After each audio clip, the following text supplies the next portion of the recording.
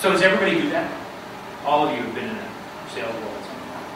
Have you all done it? Dan, do you always do that? Go and ask me open-ended questions.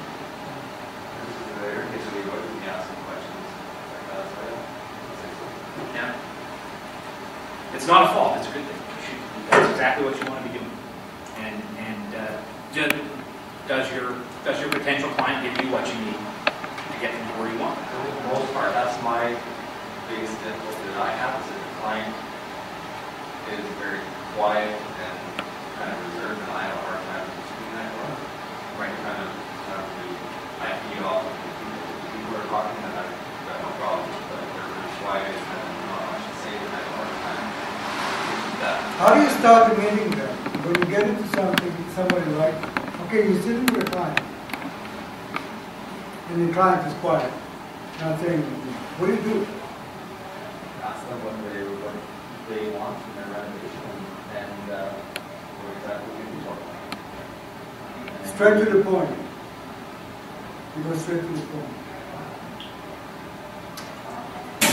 Okay? I'm you. You're the client.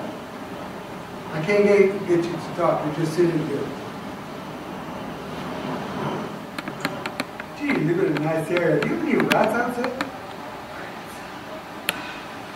You know, I hear about farm rats and gophers and moles. I've never seen them.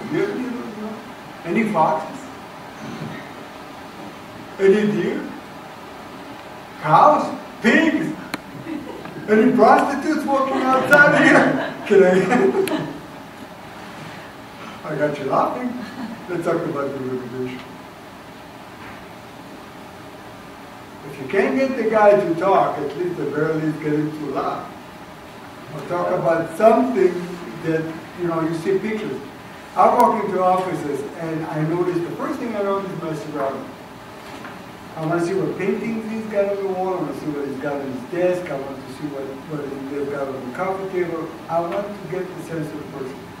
And if I can't seem to move forward with them, they're kind of dry, I would talk about their boat or the horses. I mean, what the hell do I know about horses? I'll tell them about a story that a horse that broke my leg once. But I'll tell them stories and I'll make up a story if I need to. But I would get a way to get their attention.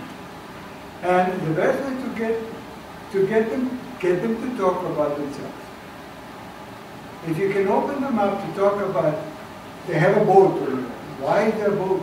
Do you have a boat? Oh yeah. Oh, tell me about it. I like boats. People love to talk about themselves. Once you've got them doing that, you've got them. Stole my thunder a little bit. That's the key, is to get people to talk. And if you can't keep them on topic as to why you're there, talk about personal things. What is it that you do? People, especially men, attach a lot of who they are to what they do, and they'll talk about it and can relate to them. Ask other questions. You don't want to pry, but you've been living here a while. How do you like this home? How do you envision it changing? How much of those questions should you ask? How far? If people are closed down and not willing to open up and talk to you about it, you're not going to get it. You're just not going to get it if those people are serious. In a business-to-business sense, it could be a little bit more tricky. Guys are more time compressed and they want specific questions, but they're going to be prepared to be like that. Homeowners that want to be sold, maybe they just like talking to salespeople. It's my experience that people that want to do business, they're looking to you to solve a problem. You need to get them to tell you what the problem is. The problem is, I want a pass-through built in my kitchen. Or the problem is, it's freezing freaking cold in here, so we got all these floor-to-ceiling glass windows. They're all single pane and they stop. You need to fix it.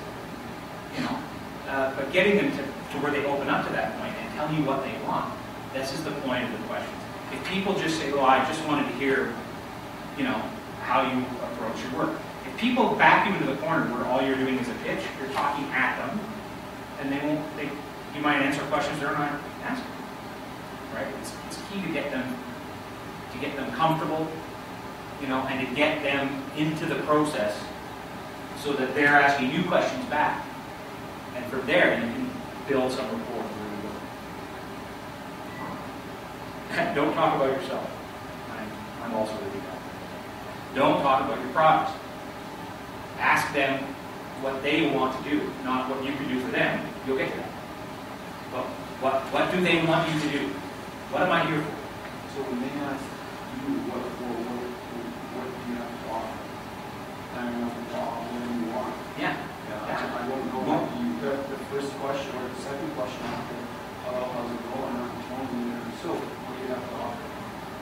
You called me, what do you want? Yeah. Yeah, this is the way you turn that around. It's like, perhaps you misunderstand why I'm here. I'm here to help you achieve X. Do I understand that correctly? And just get them talking. Okay? It's very critical. And listen. Read a statistic the other day. We spend 66% of our waking hours in some form of communication. 40% of the time listening. Okay? Tony, somebody asked you, what is it you got to offer versus, but then I got windows and a polar bear can sit on. Yeah, there you go. There you go. It's just a guy laughing. Now he's talking. Les, we're going with this now. We're going to go. Tim, do you get, in your business, do you get a lot of opportunity to talk to guys that are looking for your kind of work? Like in person? No, it's mostly a lot of it is just bid form. So it's just bid to bid. And on one job, I'll bid 8 different companies on the same job. So I'll submit a price to 8 different companies for the same project. Right. But then you rely on price only. Yeah, it's relying on price only, for sure. Are you on a short list? The specialty stuff I am on short list, then I go out and see the client, see what they need. If it's beyond my capabilities, I recommend that they get an engineer, stuff like that done. Why not sell them with an engineer? A new hired engineer. Why not a turnkey? I have done that in the past, but a lot of times it's better to have a third party. Why? No conflict of interest. Where's the conflict of interest? If you were coming to me to build a house for you, I would have my own engineer, my own architect in-house. Where's the conflict of interest? Yeah. No way would I want to sub it to somebody else. I want to do it all internally. The reason We've done it that way before. The reason I'm asking this question of you is because we have other people here that are dealing with consumers, and I don't want this material to not apply to what Yeah. And in your case, the opportunity to meet a large general and get on his short list of people that will get the bid form, not just on a public bid, but guys that are actually going to get asked to bid, that's your sales job. Yeah. To be able to get these guys to know who the hell you are and why they might want to use you.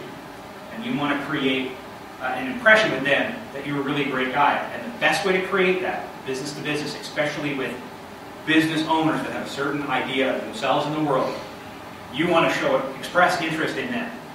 And the problem a lot of business owners have instead of salespeople you can train to do that. I can be trained to shut up. It's hard, but I can be trained to shut up. Business owners are excited. You live for what you do, and so does the other guy. So you want to talk to him about what you do and express how excited you are about it. The best business-to-business salespeople are people who care about the other guy. Even if it's fake, but if you genuinely care about the other guy, it works so much better. And if you could express that caring, just on the first meeting, you just ask them. Just talk to them. Oh, what is it that you do? How long have you been doing it?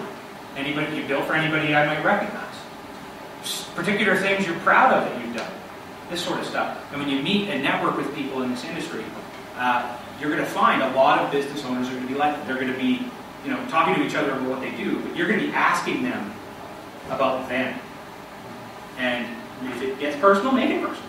You're building rapport, and that will get you on the short list. And that's where your sales is in that incidental first few minutes of meeting a guy. And I would suggest, if you haven't done it, go and do some cold calls with some generals or some big companies that don't normally have guys like you above it. Nobody else is doing it, go do it, and that's where you'll be successful. And then, where you're talking about, up against the bid, the pricing, if you get enough business that you can pick and choose the business you want by creating more incoming bids, then you can make the margin. Well, and typically, our thoughts are as well that, if you're bidding to 7 guys that are bidding on a project, that, you're covering your bases at least, right? There's a good chance that one of them or, several of them will be using your price to submit.